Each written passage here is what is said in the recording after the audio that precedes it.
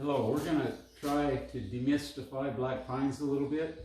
There's advanced lessons, but we're going to give us one of the fundamental lessons right here today.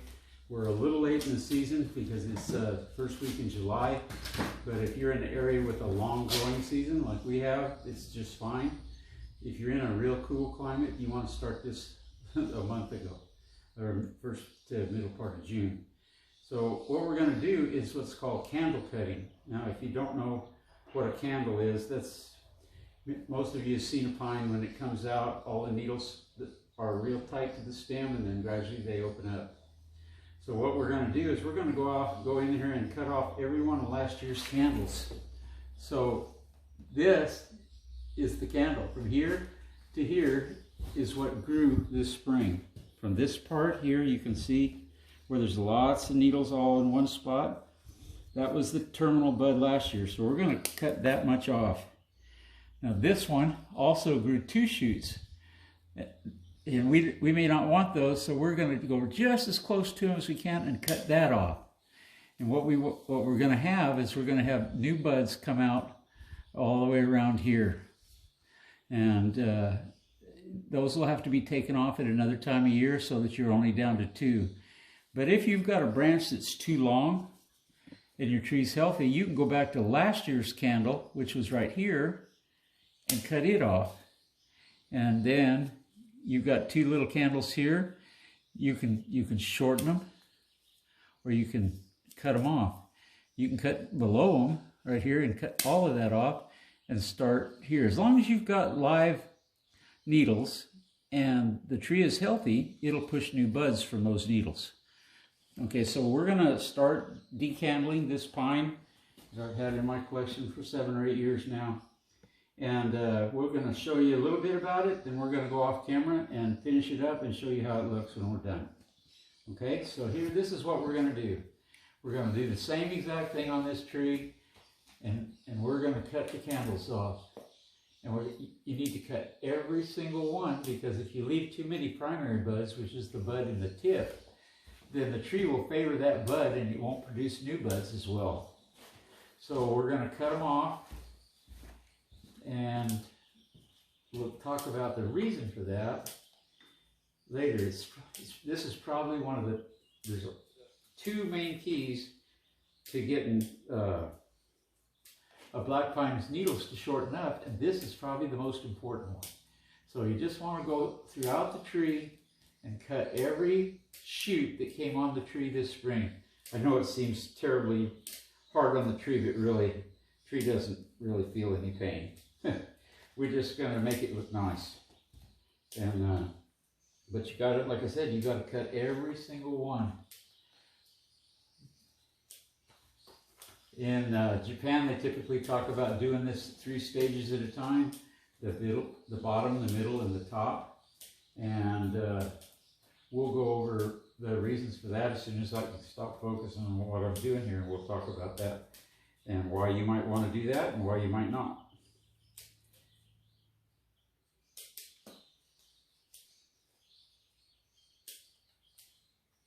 Don't forget to subscribe, guys, to the channel. I couldn't get anything done around here without Charlie helping me.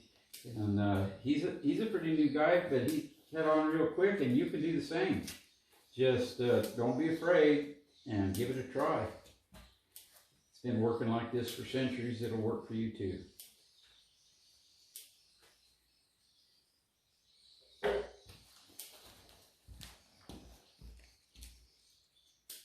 Okay, so we've removed almost all the candles on this tree. We've saved 3 or 4 over here by this flag to show you how to handle exceptionally small shoots. You can see this area here is a little open, and we want to grow the branches a little longer, so we're not going to take out the entire shoot. There are about 4 needle bundles in this new shoot, and we're going to be real careful to take out the center bud and take that out and leave the rest. Now, this is kind of a technique that is not, you're going to hear people say is not a good idea. And I'll agree that it's not a great idea in the traditional sense. because in Japan, they have a cold climate and a short growing season. Where we are, we have a very warm climate, and our growing season lasts almost to Christmas. So we don't have to worry so much about maturity on the shoots. These young shoots will go ahead and mature, and most of them will push a bud. In Japan, where it's cold, the young shoots, the 1-year-old shoots, won't push a bud. And so they think it's because they're immature. I don't know if that's the case, because they will push a bud here. So where we want to add a little length to the branch, and where the bud is real small, I don't cut it all the way back to last year's bundle. You can see right here that this is this year's growth, and we left all these 4 or 5 needle bundles on the end. Chances are really good they'll come out here. If they won't, they'll come out here on last year's buds anyway. So you're not taking a big risk. The other thing we do here is a warm climate technique is, rather than plucking needles, we shear them. And some people don't like that, but plucking needles is extremely tedious. Each Japanese black pine has 2 needles per bundle, and you have to pluck them one at a time. Here's a needle bundle, I don't know if you can see it, with the sheath that holds it together. And so to do it right, you have to pull them one at a time and try to leave the sheath because the bud's in there. And if you pull them wrong, the sheath comes off anyway. So this way, the whole point of plucking needles is to reduce the overall vigor of the tree so that the next flush of growth will be smaller and that the needles will be smaller. So we can achieve the same thing much faster in a fairly warm climate by shearing the needles to whatever length we want to shear them to. You'll have to do that by experience, but I shear them to between 1/2 inch and 1/4 inch. And the reason I do that is to reduce the vigor. And I've got lots and lots and lots of trees to do. So also, if I do it now, best time to wire a pine is in the summer. If I don't leave those long needles on when I candle prune and we shear them, then I can get in there to wire a tree. And you don't have to worry about tying needles down with the wire. This tree, Charlie and I decandled and sheared the needles about 3 weeks ago, and you can see all the new growth coming out. But when we got done with this branch had 3 or 4 little needles. You can see where they were cut off previously. Then here's the new shoots in the last 3 weeks, and each one of these needle bundles will be smaller than last year's. Well, here's some you can really see where we cut them off to get them small so we could get in and do all this wiring. See the wiring we've done to it, and it makes it much easier when the long needles aren't sticking out. But look how well it responded with new shoots. So this pine will do the same thing. So we're going to turn it off right now, and we're going to finish shearing these needles, and then we'll show you how it looks. Okay, so we're back to this pine that Charlie and I just got done decandling, and we got done shearing the needles. One of the primary functions of raising black pines every year is to needle pluck. And it's extremely laborious. You have to pull one leaf out of each. It's 2 in a bundle. But we'll pull them one at a time to try to preserve the bud that's down inside the needle sheath. I don't have that sort of time. So one other alternate thing is to shear the needles, and you of course shear them any length you want. And what that does is the same thing as plucking. Plucking is designed to reduce the food factory in the tree. The amount of green it has is how much food it can produce. So if you remove a lot of needles or you shorten the needles real small, the tree is not going to be quite as strong. And so as a result, the new shoots will be shorter and stronger. We can do a lot of things here in the valley, Central Valley, California, because of the temperature that we have and the long growing season. Some of these techniques aren't quite as good in cold weather. And I was taught these pine techniques by David Nui, who is a student of Kimura, and I think everybody in the bonsai world knows him. but I've adapted some of his teachings to my own nursery because I've got 12,000 plants plus my own collection, so I don't have time to needle pluck and do that. But you can shear the needles. Typically, needle plucking is done in the fall. I shear the needles in the late summer because I want to wire the tree. It makes it much easier to wire the tree. Also makes it much easier now to remove the wires from last year. I won't need any heavy wires like this anymore, but I want to wire each branch tip out. So now I can reach in the tree and get the old wires out real easy. Plus, when I wrap the new wires, I won't be pinning a lot of needles to the branch all the time, so I can get the job done a lot quicker. And let me show you the effect on another tree, another one of my pines, of needle shearing. So this is a tree that I grafted 33 years ago. It's a 3-wing cork pine, and you can see it has these real deep wings or ridges in the trunk, and that's natural. It'll always have 3. It has a pretty good branch ramification, but it's a real struggle for cork pines because they're very, very vigorous. Here's a young version of this variety, and you can see how long the needles are. These are shorter than some. These needles will make 5 inches. So the problem with getting a cork pine is to get these cork pines is to get them ramified, have lots of little branches, but to do that, you have got to reduce the vigor a little bit. So what I do with this tree, and you can see, is I use the needle pruning technique. And you can see that this is not a 5-inch needle, or a 4-inch needle or a 3-inch needle. It's under 2 inches. And this year, these will fall off, and hopefully we'll get another bud. Corks typically don't put a lot of buds. That's a real problem, to get a lot of tips.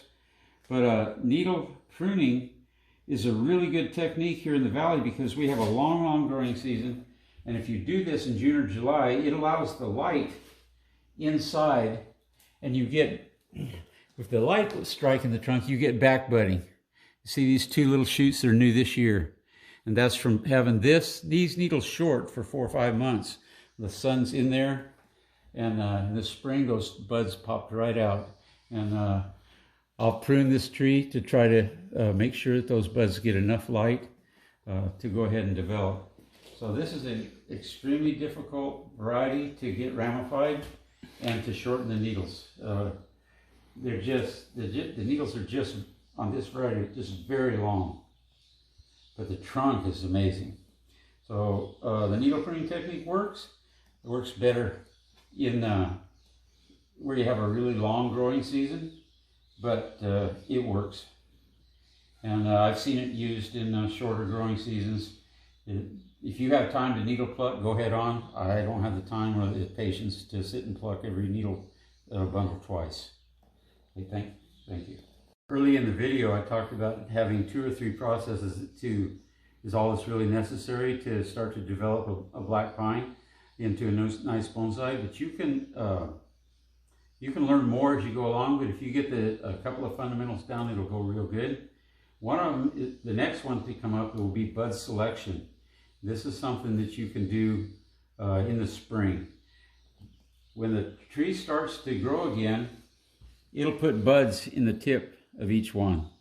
Depending on the particular variety of pine, it'll be anywhere from 1 to 7 or 8 buds in there. And what you want to do is, before they grow out too far, is you want to go in and rub all the buds off that are in the positions that you don't want. And we're going to talk about that again this winter. So by the time we do like one more video, you should have the fundamentals of developing a black pine into a bonsai. And we've got this, we just started this YouTube channel, and Charlie's going to talk to you about it. Okay guys, so yeah, so we're gonna keep having more videos about relating to beginners bonsai trees. like probably nursery stocks and how to approach them to make a bonsai out of it. So keep subscribing to the channel, and we'll keep just making more content for you guys. All right, so please subscribe, and thank you for watching. Okay, so when we started this video and we were doing the candle printing, I told you that the Japanese typically do this decandling in 3 stages, and I tell you the reason for that, and this is it. In a pine, the top is more dominant than the bottom. So what we're trying to accomplish partly by candle printing is to get all the new candles to be the same length, so the needles will all be the same length. So it's kind of backwards to, if you think about it, counterintuitive, but you take the tree and you divide it into 3 areas. The bottom is always the weakest because the tree favors the top. So when you start your pruning, you start on the bottom and you do the bottom third, and then you wait 10 days and you do the middle third or a little more, and then you wait a week or 10 days and you do the top, so that you get all your candle pruning done in a month or less. What that allows to happen is that this bottom third, which is the weakest, has the longest amount of time till winter to develop candles, and this middle part has a little less time, and the top, which always gets the most energy, has the least amount of time. But I found out that a lot of people in the U.S. are leaning towards just doing it all at once because we don't have the time or the patience to do it in 3 stages. And really, except for a couple of candles in the top, it usually balances out pretty good anyway. So you can always prune a couple of branches in the top later, second time. But if you're going to show it, you might want to think about doing it 3 times in 1 year, on the year you want to show it. Might make the top look a little bit better, more like the bottom. That's the reason they do it that way. All right, so we're pretty much with the explanation, and see you guys into the next video.